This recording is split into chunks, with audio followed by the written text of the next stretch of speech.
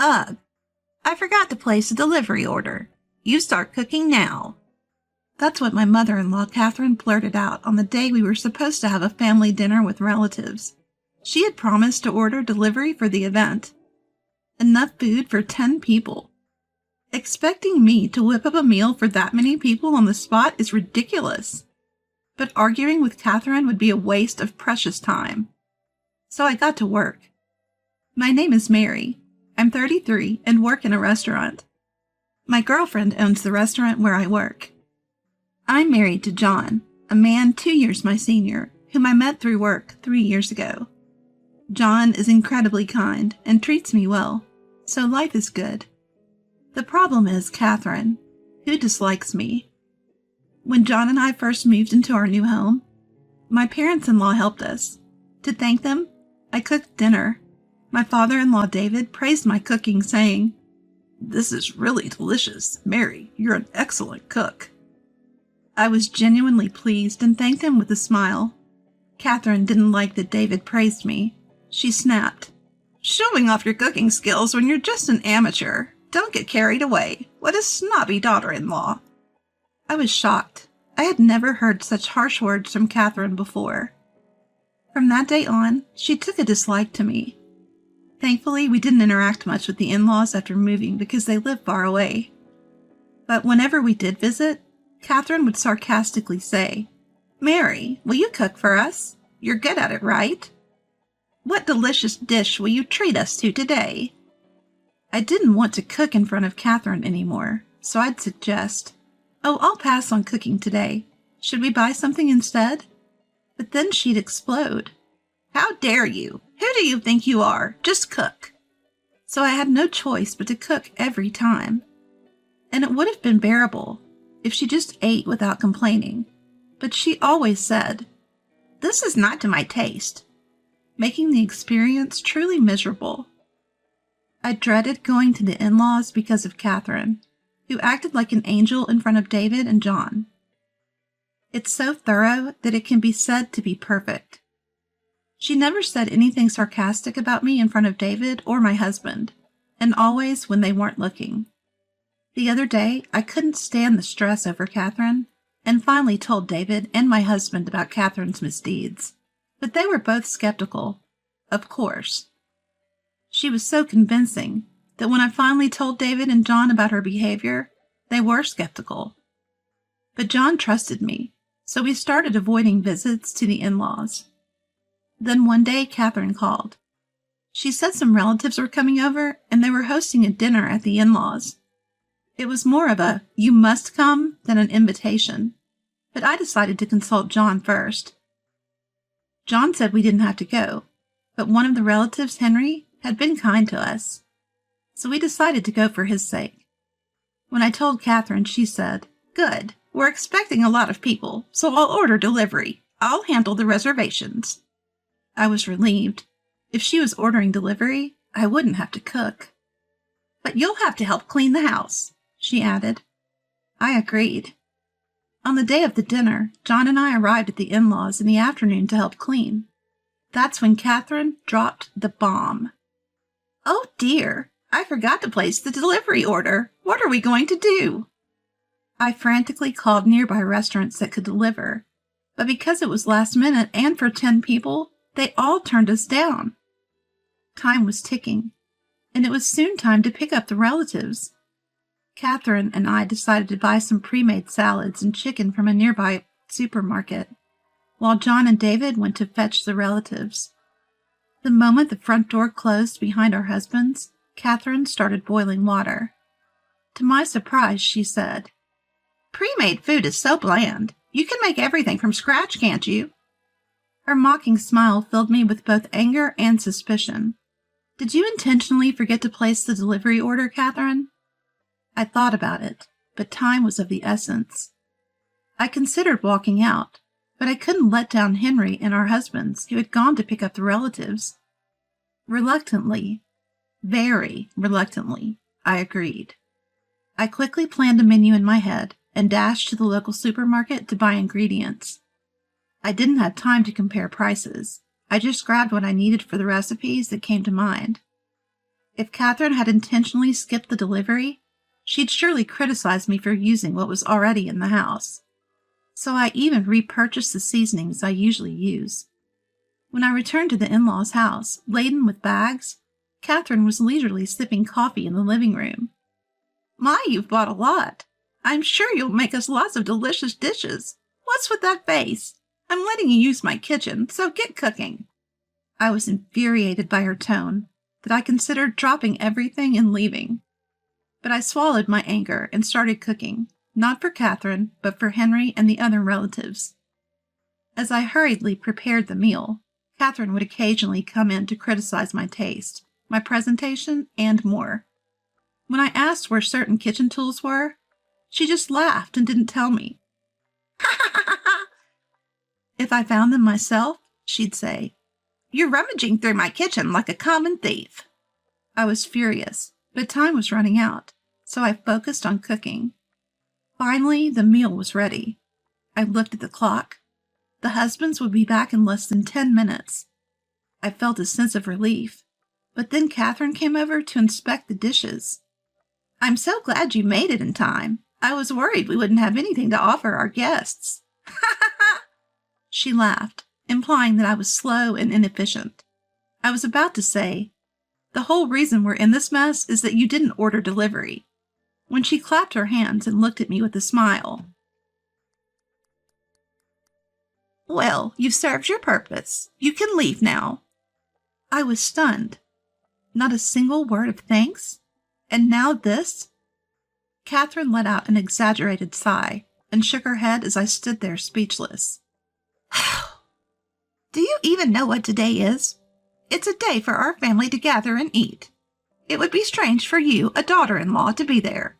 You're an outsider. Were you planning to eat with us? How presumptuous." I had a lot to say, but it all vanished. I couldn't waste another second on this woman. "Understood. I won't come back again." As I prepared to leave, Catherine watched me with a malicious grin.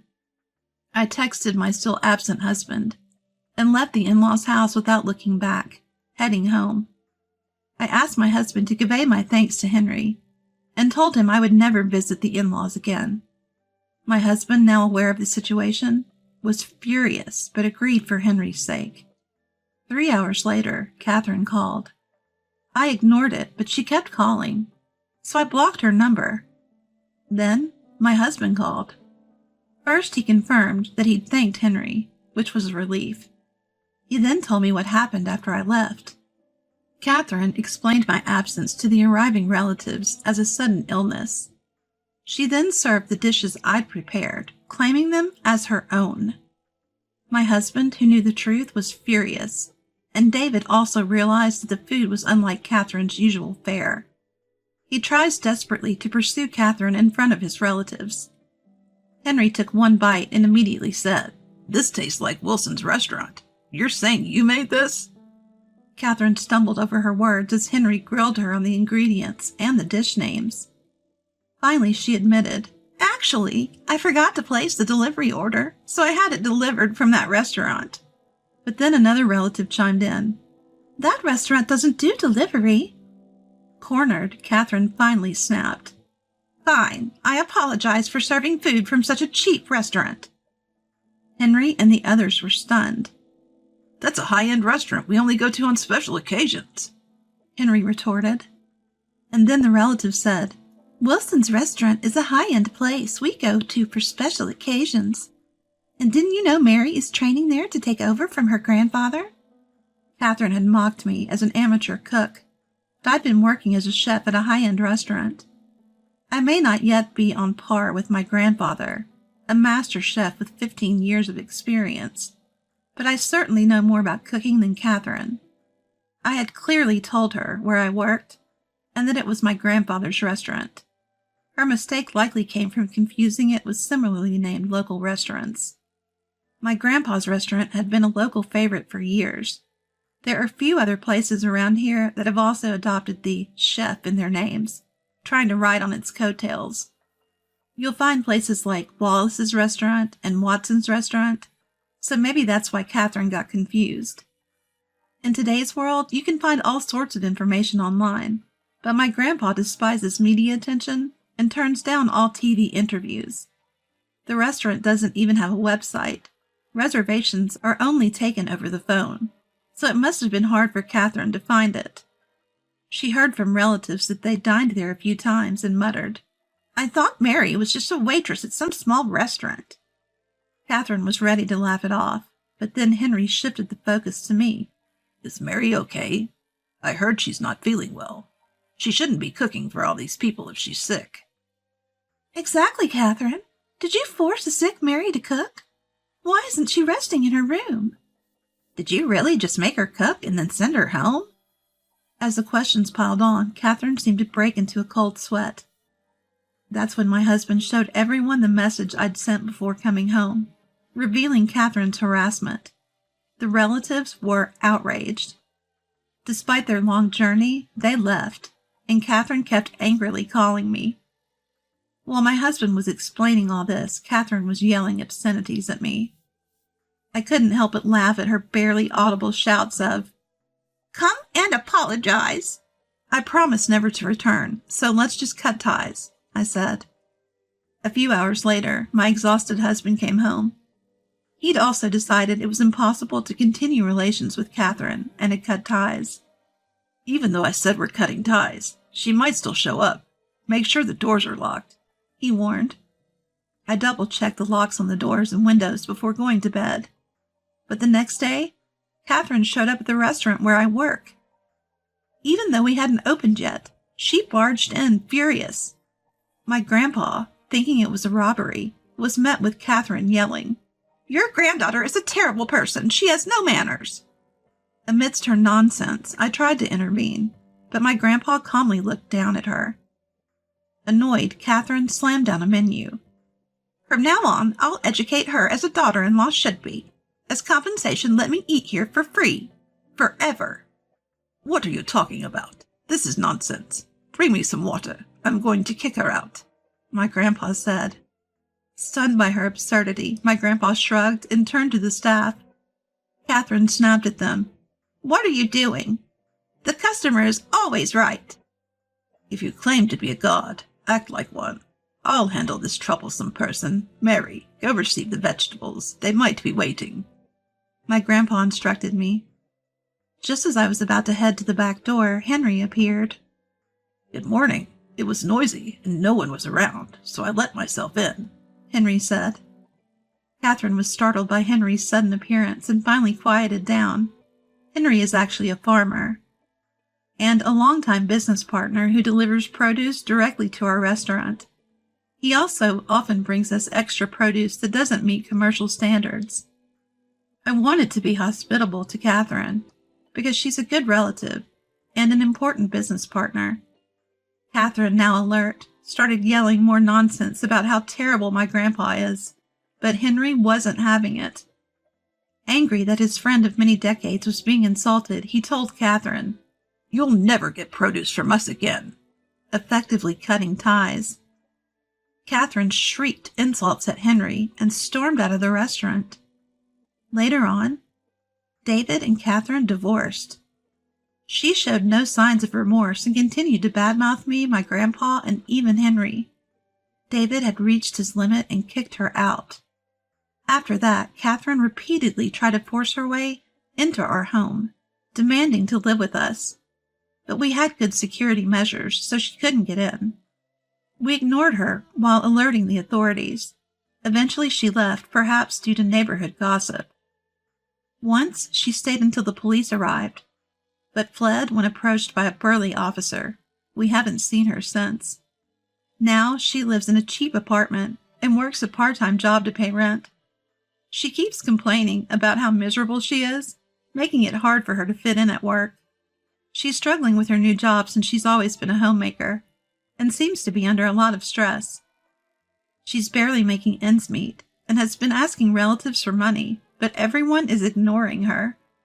All her voicemails and messages go to my husband's phone, which we've set to block her calls. Life has been peaceful since. 6 months later, I found out I was pregnant. Maybe it's because the stress from Catherine is gone. But my husband David and my family are all thrilled and eagerly awaiting the new addition to our family.